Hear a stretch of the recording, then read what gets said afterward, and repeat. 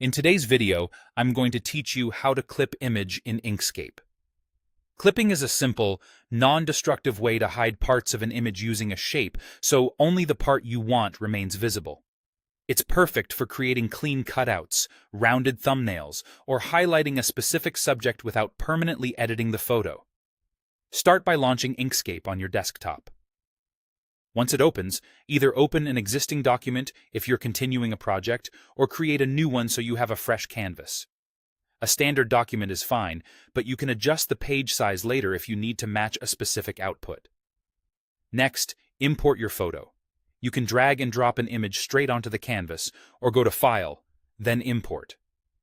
When Inkscape asks whether to embed or link, embedding keeps everything together in the file, which is usually the safer choice for portability. Position the image where you want it, and use the corner handles to resize. Hold Ctrl while dragging a corner to keep the proportions intact, so the image doesn't stretch. Now draw the shape that will define what you keep. You can use the rectangle or ellipse tools for quick geometric cutouts, or the pen Bezier tool for a custom path that follows your subject more closely. Place the shape directly over the area of the image you want to remain visible. It helps to set the shape's fill to a solid color and lower its opacity temporarily, so you can see the image underneath as you line it up precisely. If the clip doesn't work later, check that the shape is above the image in the stacking order.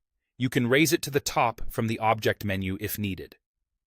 When your shape is in position, select both the image and the shape. Click one, then hold Shift and click the other. You can also drag a selection box around them if that's easier. Make sure only the photo and the shape are selected. Go to the Object menu, choose Clip, and then click Set Clip. Instantly, everything outside your shape is hidden, and only the area within the shape remains visible. The image isn't deleted, it's just masked, so you can always revisit it.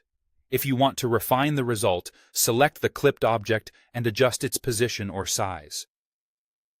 To change the clipping outline later, you can edit the clipping path by entering the group or release the clip from the Object menu and try a different shape. That's all there is to it.